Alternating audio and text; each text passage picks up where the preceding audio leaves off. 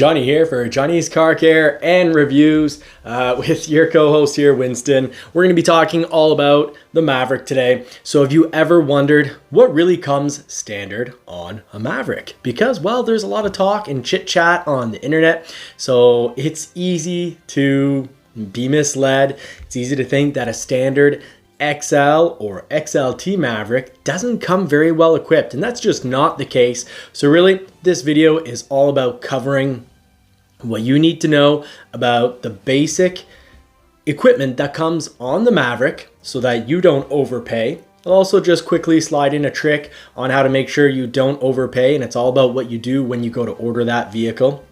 And of course, we'll be talking about the different prices and equipment within each model. So let's just put the pedal right to the metal. I'm Johnny from Johnny's Car Care and Reviews, and I'm here to help. So if you do find this video helpful, please go ahead, hit that like button and subscribe, because that's what helps dress and feed this poodle. So let's put the pedal to the metal, jump right in. So what does a Maverick basically cover for equipment? Well, before we talk about what it covers for equipment, let's talk about price.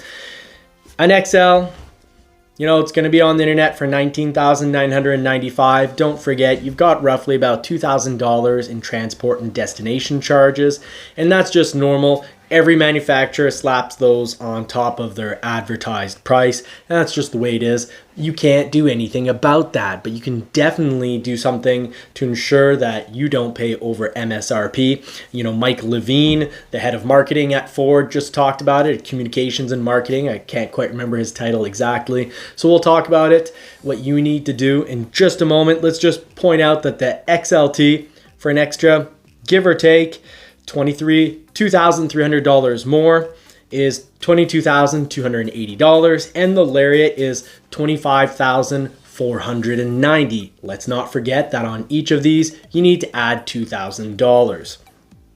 So keep that in mind. Now, to make sure you actually get the price that you build on the internet, and I do have build and price videos for the XL, the XLT, the Lariat. Please go ahead and watch one of those if your goal is really just to know how to build the right Maverick, and not only how to build the right Maverick for you, but what price it should come out at. Simply put, to make sure you actually get that price when you go to order it, that's when you need to discuss price with your dealer.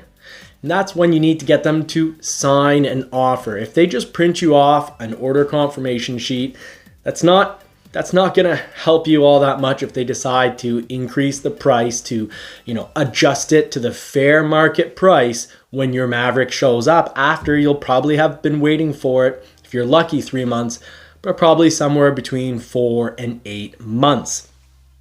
So you need to get a signed offer from the dealership. If the dealership doesn't want to sign an offer and they have some excuse like, oh, well, you know, we can't do it before we have a VIN number or whatever, that's just because they're trying to, you know, be dodgy.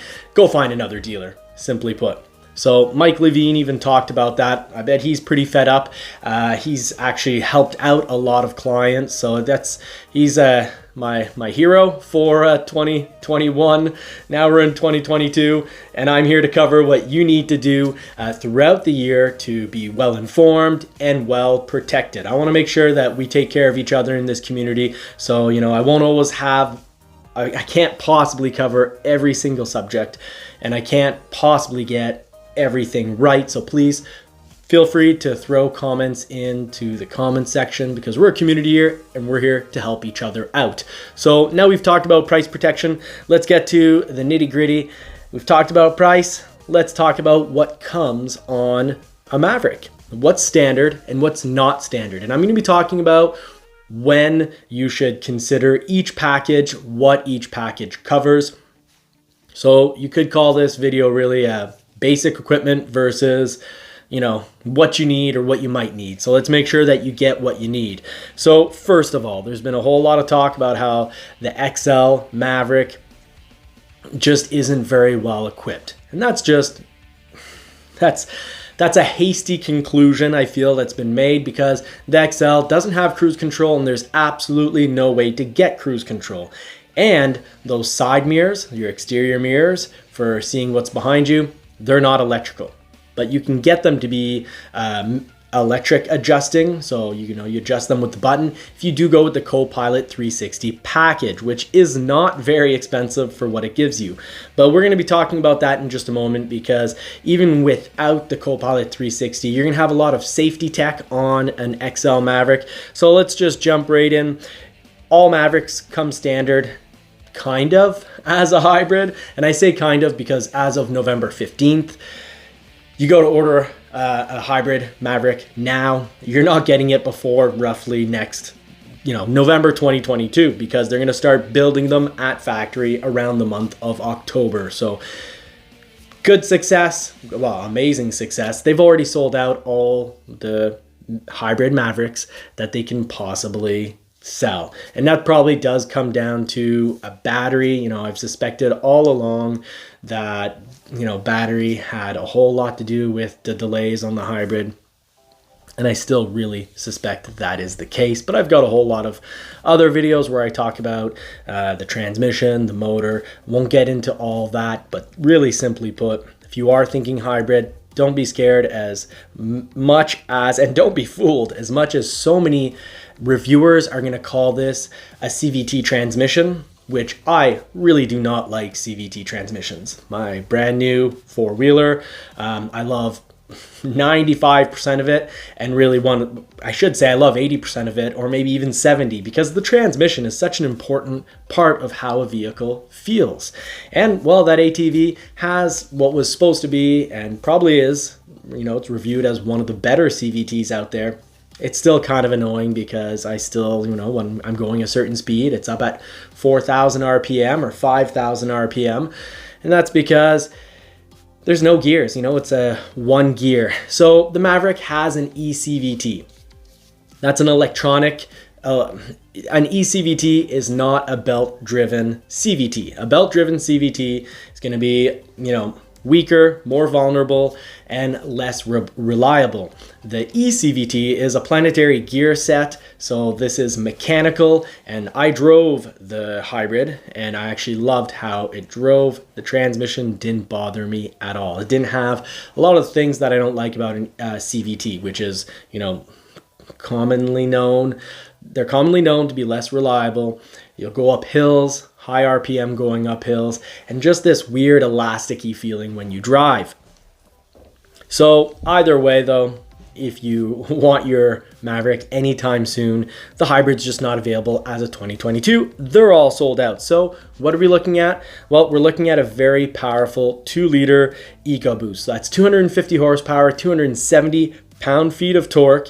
And if you're already getting the Ecoboost engine, you might very well want to consider the Intelligent all-wheel drive, because that will be incredible in the snow. It's also going to be quite good off-road. So if you're thinking you're going to be facing snow, or you might take it off-road, really do consider the all-wheel drive. And anyways, for towing, it's going to tow better, to the point where during 2021, Ford decided if you wanted the 4K tow package, you had to go all-wheel drive. So just goes to show that when you're towing, you're better to be towing with all-wheel drive. Now, there's also an advantage.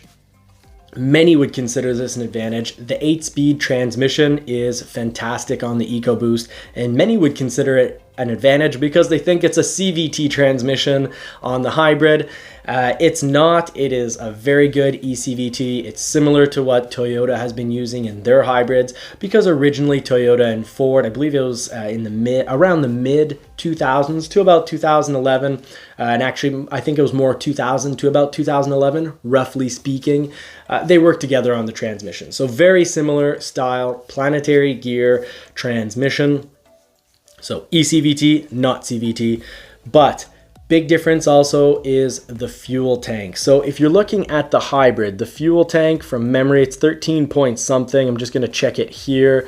It's 13.8 gallon gas tank on the hybrid versus a 16.5 gallon gas tank on the 2-liter turbo. Now, I've had some people drop this year in the comments that, they're horribly disappointed that it's such a small tank on the hybrid, but then that they don't mind the 16.5 gallon tank on the Ecoboost.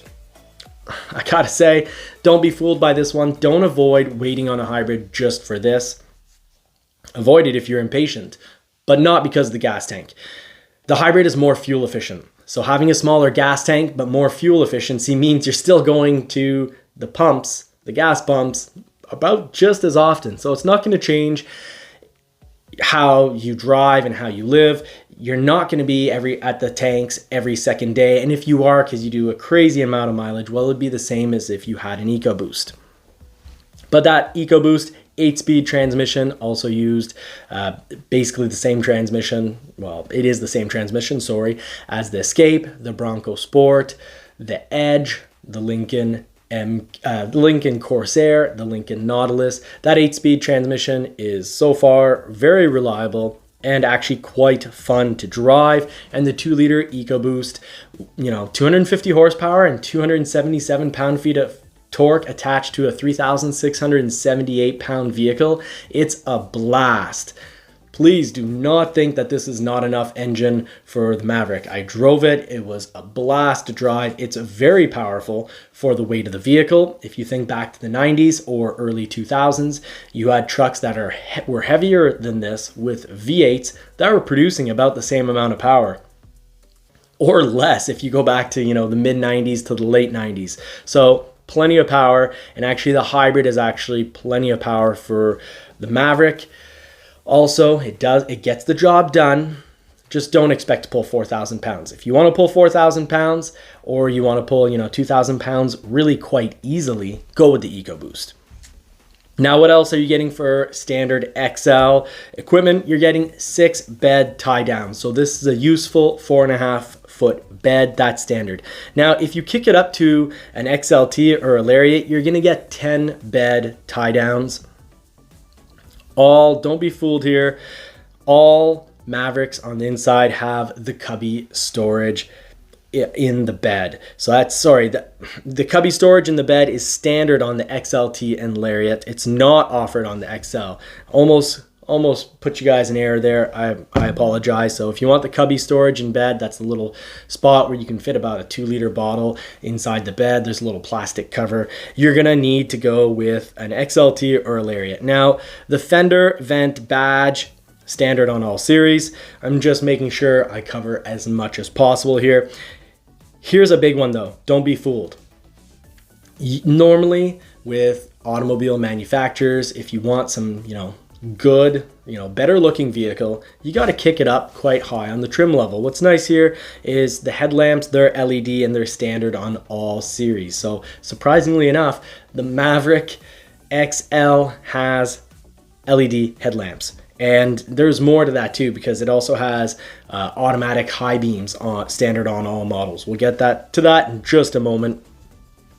You've got power, tilt, and the slide moonroof. It's optional on all series, which is nice because in the past I've seen Ford often, if you wanted the opening roof, well, right now, for example, the F-150, if you want that moonroof, you've got to get into at least an XLT. And then for an F-150, you're talking big money, quite a bit more than a Maverick XLT, thousands more. Now, something I would definitely consider for anyone that has a bit of snow in their area, and this tire is going to be good up to about 6 degrees Fahrenheit or minus 15 degrees Celsius. And that's to go with the 17-inch wheel with the aggressive AT tire. That's going to be a 3-peak Snowflake rated tire. So that's kind of a go anywhere. It's good in the mud, it's good in the snow, but it's not good in extremely cold temperatures, as the compound will start to get very hard and get harder the colder you get. So like I said, kind of magic number is below 6 degrees Fahrenheit or minus 15.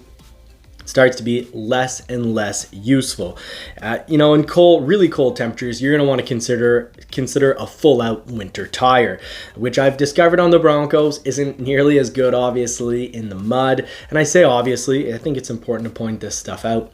A full-out winter tire, even if it's a 35-inch, that I've put on my Sasquatch Bronco, not the same mud performance at all as if I was running, BF Goodrich KO2s or the original Sasquatch tires. But that winter tire is going to be good when it's extremely cold and snowy or icy. Extremely good. Nokian's extremely good ice tire. Now, the FX4 package, which I think is a fantastic deal, is actually only available on the XLT and Lariat. We'll talk about all that it covers, but one of the things that I love is if you go FX4 on an XLT, it's going to kick you up to the 6.5 inch productivity screen. That's the screen behind the steering wheel, and that's standard on Lariat. So you can actually have an XLT looking a whole lot more like a Lariat with that FX4 package. Also, the mags are great. I've seen that in person. Good looking truck. Now, moving right along, if you do get a Lariat, you're going to be kicked up in price when it comes to winter tires because it's standard on the 18-inch black painted wheels. So if you're in an area where you have to get winter tires, keep that in mind. It actually almost makes putting the FX4 kit on the Lariat, once again, very advantageous because you can always opt for the aggressive AT tire, which is going to be 3-peak snowflake rated, meaning it's good in the winter unless you're in extremely cold temperatures. The sliding rear window, I just want to point out that's optional on XL, XLT, and it's standard on the Lariat. And on the Lariat, it's not only standard, it's also a power sliding window, which is pretty useful because if it's not power, why even have the window back there? Who's honestly going to crawl back there, open up the window, unless you're thinking you're going to be transporting wood. But personally, I do not like transporting wood through a back window. Too much can go wrong, and those back windows are expensive to replace. And that's if it doesn't wreck your ceiling or wreck your front screen. And I know people are going to comment like, hey Johnny, learn how to tie stuff down. Yeah, but accidents still do happen, and sometimes you're in a rush for whatever reason. You think you got it and you don't. Also keep in mind, if you're looking for LED box lighting, it's optional on XLT and Lariat, and just in a little bit later we'll cover how you get that. From memory, it is with the luxury package. Now, here's a little bit of don't be fooled. A lot of people are thinking you've got to go to Lariat to get comfortable seats. I've sat in all trim levels, I've driven all trim levels, and I've driven both powertrains. And what I can tell you is the bucket seats are comfortable, and I'm quite certain that they are the same bucket seats, not the material, but the actual seats, the support. It's the same as on an XL, XLT Lariat. Ford doesn't want you to be uncomfortable because you got, the $20,000 plus $2,000 in transport and destination, so $22,000 XL model. They want you to be comfortable nonetheless. So basically on an XL, you're getting a black interior, and XLT, you're getting gray and blue. And on the Lariat, you finally move away from cloth and you go to Activix, which is fantastic. Activix is recycled plastic. Good for you, Ford. We got to stop pumping plastic into the ocean. We need to reuse all the plastic that we use in first instances. So those plastic material seats are actually more durable and less stainable than leather. I love the Activix interior on the Lariat. So if it wasn't Marie-Pierre's money, but it was my money, I'd be very tempted to go with a Lariat just for the interior. Love that interior. Now, also don't be fooled. You get the 8-inch touchscreen on all models. Whether you go XL, XLT, or Lariat, you have that 8-inch touchscreen. So that's the one in the front between the passenger, the driver and passenger seat. And when you connect your phone, has to be wired. When you wire your phone to the vehicle, the navigation from your phone will go up on that screen. So wired navigation.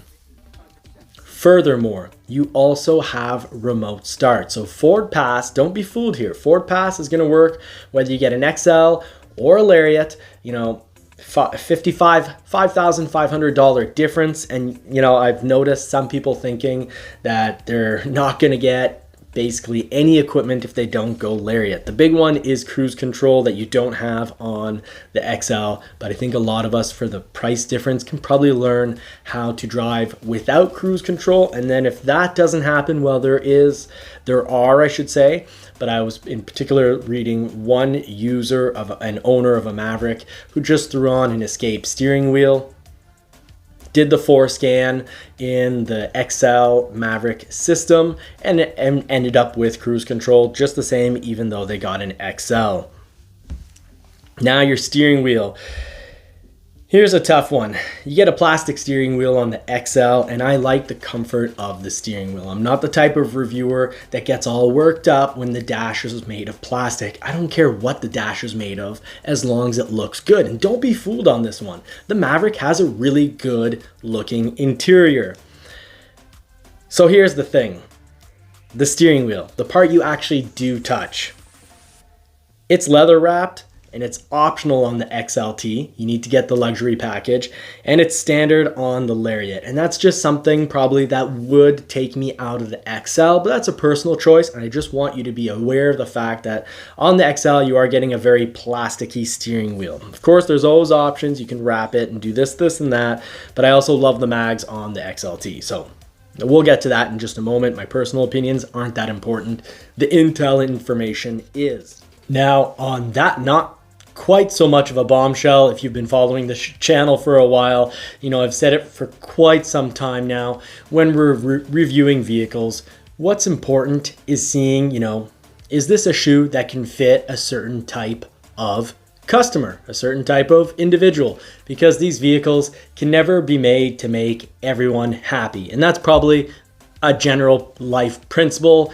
No matter what you do and no matter what you create, no one is ever going to be, you know, not everyone is ever going to be completely happy.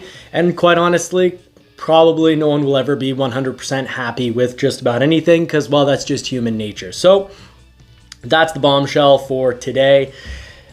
We're going to have to turn this into a 3-part series, because coming up, you're not going to want to miss it. You're going to want to like and subscribe to make sure you don't miss what's coming up. We're going to continue covering everything that, you know, does come with and does not come with each Maverick model. So, you know, we're going to continue discussing what comes on an XL versus what comes on an XLT and Lariat to try to get you into the right model without having you spend more, thinking you have to spend more to get what you want. We'll also try to figure out maybe we have wants that we don't quite need.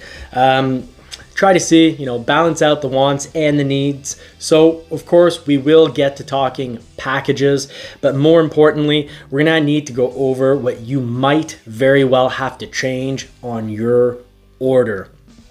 There's some really important things. There's also a little trick that I believe will work if you have an XLT on order that you need to switch over to get your Maverick sooner. But some of this you're absolutely gonna have to do if your order happens to have it in order to get your Maverick. So we'll make sure we cover that in part 2 of this 3-part series. So please follow along, throw in the comments. These will be coming out throughout the week, so I'm not putting any major delay. And actually, I really don't want to hold anyone out because I don't want anyone to miss out. But basically, if you have a bed divider on your order, remove it. That's no longer available. And if you have the cargo management system mounted crossbars, that's no longer available. So if you leave them on your order, you're just not going to get your Maverick unless magically these things become available. So you got to think of that. You got to make those changes to your order. But we'll also be talking about other things that you can do to help speed up your order, and in particular, one particular thing. So please follow along for the 3-part series. You're on part 1. There'll be 2 more parts. Until then, I wish you all more cars and more power, and do hope that you get to put the pedal to the metal, but not too much. Today I almost flew off the road when I was 4-wheeling, icy conditions, and I almost went into ditch backwards. So I don't want anyone to get into any trouble rolling too quickly. So, you know, this is why I have videos talking about tires, because good tires, which my 4-wheeler does not have good winter tires, it has mud tires.